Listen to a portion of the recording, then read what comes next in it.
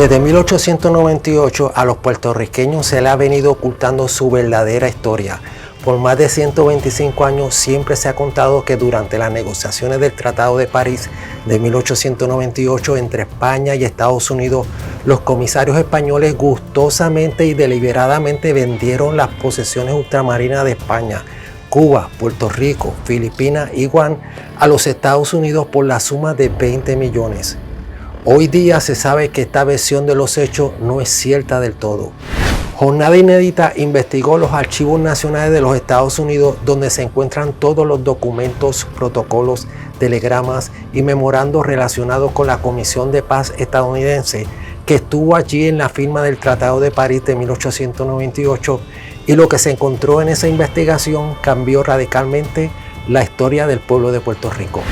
Yo soy Samuel Rosario y este reportaje es para todo boricua que le gusta el chinchorreo, las alcapurrias, las playas y el volar para Orlando, Florida. Sin más preámbulos, empecemos.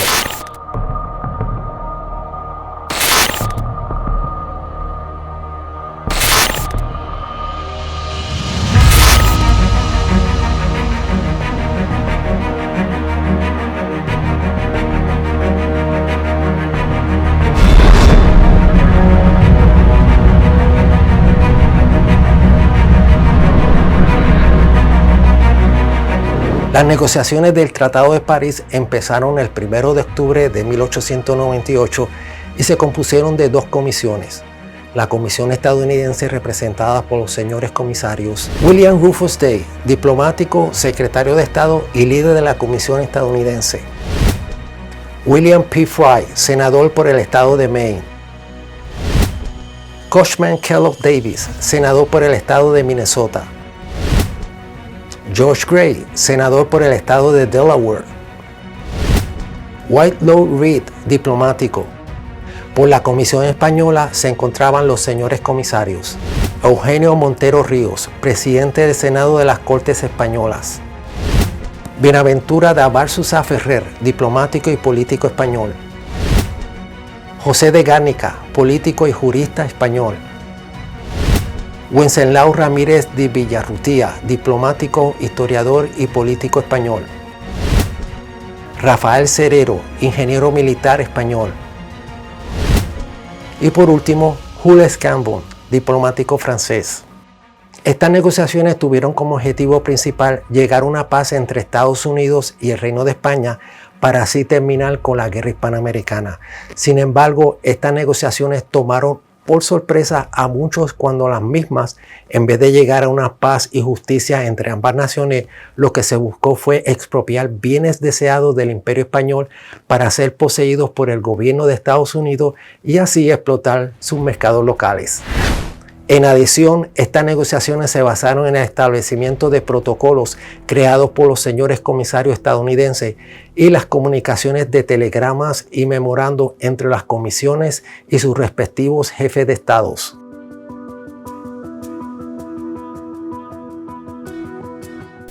El primer telegrama que enseñaremos es el telegrama que el presidente William McKinley, donde saluda a la comisión estadounidense y le envía palabras cordiales a ambas comisiones. El segundo telegrama, fechado para el 30 de septiembre de 1898, responde el presidente de la Comisión estadounidense, el honorable William Rufus Day, al presidente de la República de Francia, el honorable Félix Faure, en un saludo diplomático indicando que pasará el mensaje al presidente McKinley. Llega el 1 de octubre de 1898 cuando se celebra la primera conferencia del Tratado de París. Se le llamó Protocolo número 1. En esta primera conferencia se presentaron los señores comisarios de ambas naciones. Acordaron que las actas de conferencia fueran redactadas en español e inglés. También se acordó que dichas actas fuesen lo más amplias, francas y amistosas, tanto para unos y otros comisarios, así como otros detalles protocolares. En adición, se acordó en que los señores comisarios, el señor Villarrutía y el señor Mr. Gray, estarían a cargo de la redacción del reglamento. Por último, los señores comisarios españoles le hacen hincapié a los señores comisarios estadounidenses por el restablecimiento del status quo de Filipinas, ya que fue alterado por los rebeldes tágalos en perjuicio de España. El 3 de octubre de ese mismo año es dirigido un telegrama por el secretario de Estado, el señor John Hay, hacia la Comisión estadounidense en París, donde indican que rechazan las peticiones de los señores comisarios españoles de restablecer el status quo en Filipinas. La segunda conferencia del Tratado de París se celebró el lunes 3 de octubre del mismo año. En esta conferencia es donde se empezó a construir los puntos específicos sobre la renuncia de España a todas sus posesiones ultramarinas. A esta segunda conferencia se le llamó Protocolo 2. Al día siguiente, el señor Eugenio Montero Ríos somete un telegrama al primer ministro del Estado español, el señor Práxedes Mateo Sagasta, sobre su indignación a cómo los comisionados estadounidenses respondieron ante la petición de parte de los señores comisarios españoles de restablecer el status quo en Filipinas. Por encima de todo esto, la Comisión estadounidense presentó un proyecto dentro del tratado relacionado con la renuncia de la soberanía de España en Cuba, Puerto Rico, Filipinas y Guam. He aquí en adelante donde las negociaciones entre ambas naciones se pusieron candentes.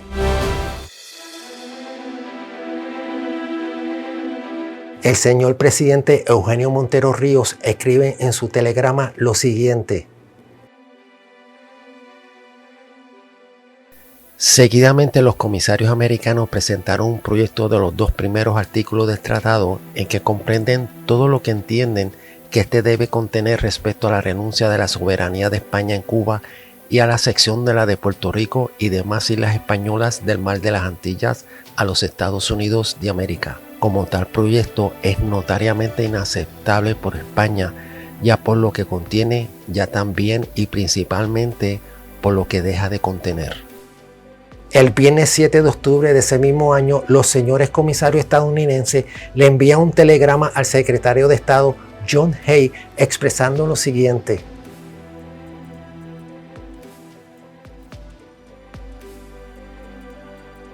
nuestros comisarios parecen haber cometido un error al discutir o responder cualquier pregunta sobre la renuncia de España a la soberanía y títulos sobre Cuba.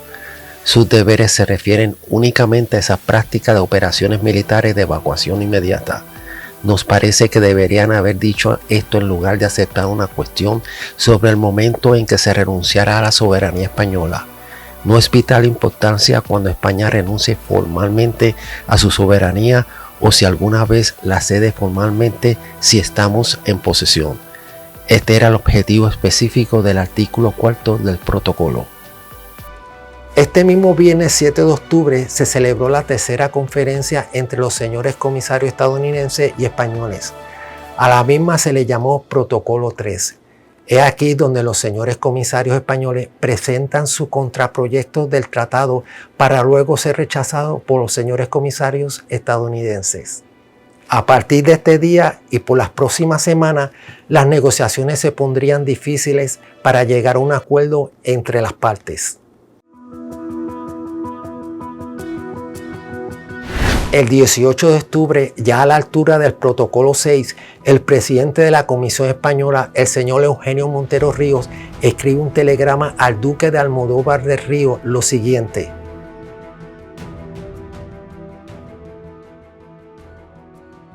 los Estados Unidos nos exigen el abandono de las Antillas. Y por más que han dicho en su último memorando sus comisarios que ellos se consideran en el absoluto deber de proteger legalmente a los ciudadanos españoles residentes y a sus propiedades, ni aún estos quieren consignarlo en el tratado. Más entrar, firmar este tratado y negarse en último extremo a las exigencias de los Estados Unidos, hay un término medio que no salva los intereses, pero ni siquiera pone a salvo el honor y la dignidad de nuestra patria. Los Estados Unidos no concibió como antes esta manifestación de España puedan abrir nuevamente la guerra, puesto que se accede a cuanto exigen, por más que no se reconoce el derecho de tales exigencias y se protesta contra su injusticia. El viernes 21 de octubre se celebró la séptima conferencia o protocolo número 7. Duró 4 horas. Luego al día siguiente escribe el presidente de la Comisión estadounidense, el señor William Rufus Day, al secretario de Estado, el señor John Hay, el siguiente telegrama: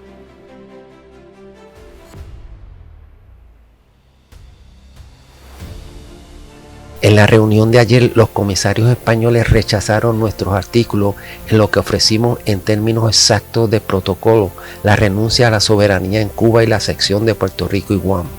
Presentaron nuevos artículos renunciando a la soberanía y títulos sobre Cuba, haciendo que Estados Unidos acepte dicha renuncia y recibiendo a Cuba para prestarle ayuda y guía, mantener y gobernar hasta que se logre la pacificación, luego dejar el control y el gobierno al pueblo cubano. 3 días más tarde, el señor William Rufus Day vuelve a dirigirse al secretario de Estado, John Hay, con otro telegrama diciendo lo siguiente: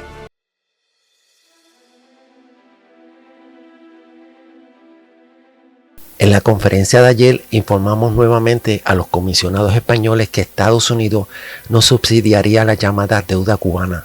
Los comisionados españoles luego insinuaron que estaban dispuestos a reñirse con los comisionados estadounidenses sobre la renuncia a la soberanía sobre Cuba si se reconocía alguna responsabilidad por dicha deuda. Insistimos en nuestra posición y finalmente preguntamos si se negarían a firmar algún artículo a menos que se hiciera tal reconocimiento. Ya a estas alturas de las negociaciones del Tratado de París, las partes involucradas no se ponían de acuerdo en quién iba a asumir la responsabilidad sobre la deuda cubana.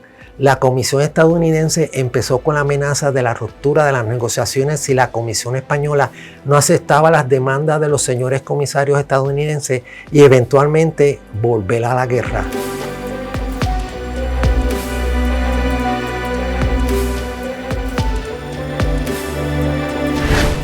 Imagínate que yo te quitara tu casa bajo amenaza de muerte y te obligo a que hagas una nueva escritura de la casa donde indicaras que me cedes tu casa bajo mi nombre, para así terminar siendo el propietario del título de tu casa, pero tú te quedarás pagando la hipoteca de la casa que te acabo de quitar.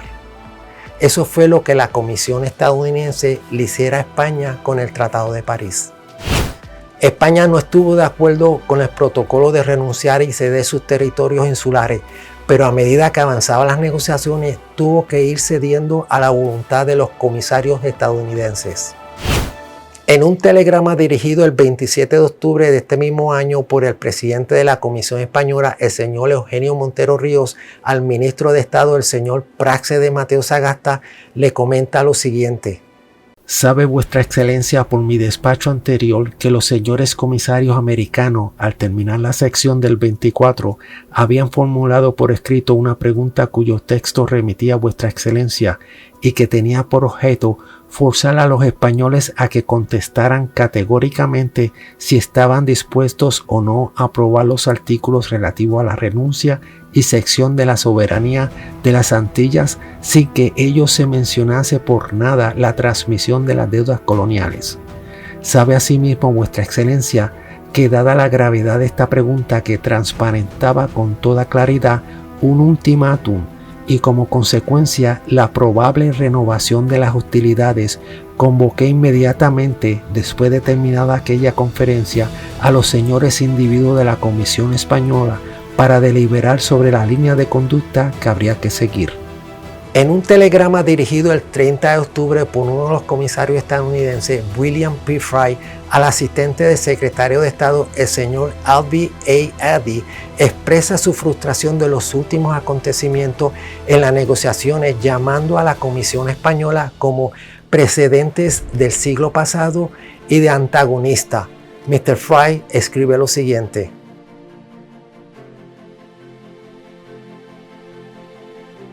Me parece que lo más indeseable sería nuestro regreso sin un tratado de paz. Sin embargo, eso es probable en mi opinión.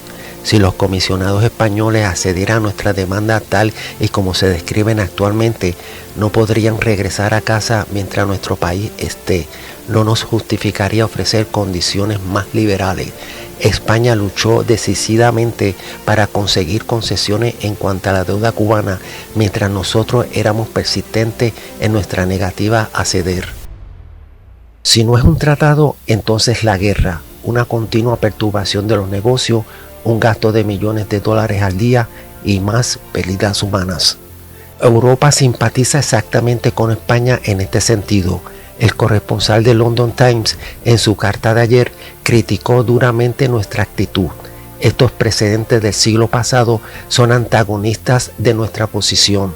Por supuesto, no pagaremos las deudas contraídas por la represión de las rebeliones coloniales. Si se reanuda la guerra, espero que se den órdenes de apoderarse de todas las islas de Filipinas, también de las Carolinas. En otro telegrama dirigido al señor William Rufus Day, al señor Albie Addy, el 22 de noviembre escribe la decisión final sobre las negociaciones. Si mañana los comisarios españoles rechazan nuestra propuesta, daremos aviso de nuestra oferta era definitiva y nada más que cerrar las negociaciones. A mediados de noviembre es recibido un memorando que haría temblar las negociaciones.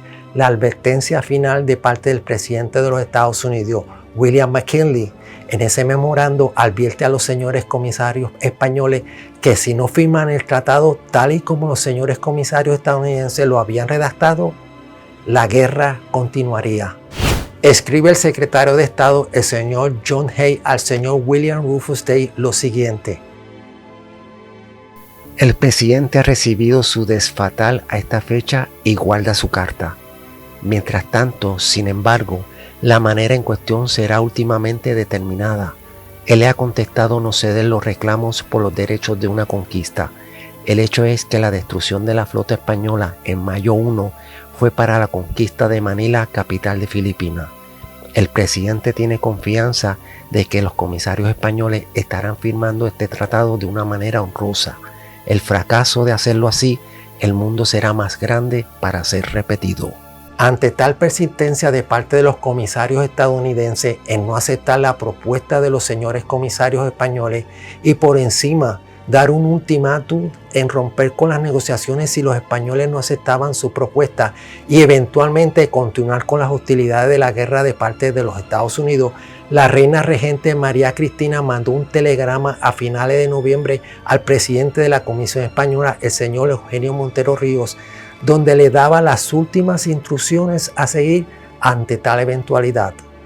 El gobierno de su majestad, movido por razones nobles de patriotismo y de humanidad, no asumirá la responsabilidad de volver a traer a España todos los horrores de la guerra. Para evitarlos, se resigna a la penosa tarea de someterse a la ley del vencedor, por dura que sea, y como España carece de los medios materiales para defender los derechos que cree que son suyos, se aceptan los únicos términos que los Estados Unidos le ofrecen para la conclusión del Tratado de Paz. El 25 de noviembre, el señor Cushman Kellogg Davy le envió un telegrama al secretario de Estado indicando que le envió a la Comisión Española el ultimátum y que la Comisión estadounidense está firme en su decisión de no dar marcha atrás a su propuesta del tratado. Deseo añadir a mi opinión expresada en el telegrama del señor Moore que creo que las propuestas allí expuestas son una ocurrencia tardía ideada para prolongar y complicar las negociaciones después de que España hubiera recibido nuestro ultimátum deliberado que se ha dado como tal a nuestro pueblo y al mundo. Habiendo adoptado así su posición, los Estados Unidos no deberían ceder. Creo que España aceptará nuestro ultimátum si lo insistimos firmemente. El 29 de noviembre, el presidente de la Comisión estadounidense le mandó un telegrama al secretario de Estado diciendo que la Comisión española había aceptado las últimas propuestas hechas por los señores comisarios estadounidenses. Los comisarios españoles en la conferencia de hoy han presentado una aceptación definitiva y final de nuestra propuesta en la próxima reunión del miércoles, en la que presentaremos artículos sobre otros asuntos. Y para finalizar, el 10 de diciembre se firma el famoso Tratado de París a las 8:50 de la noche. Podemos concluir en este reportaje que la historia de Puerto Rico ante tal hecho como las negociaciones del Tratado de París de 1898 entre Estados Unidos y España fueron tergiversadas por parte de la prensa amarillista norteamericana de aquella época a favor de Estados Unidos y no a favor de la verdad de los hechos. Esto ocasionó que en Puerto Rico se levantara de generación en generación un espíritu de desánimo y repudio contra todo lo que sea de España que duraría hasta el sol de hoy.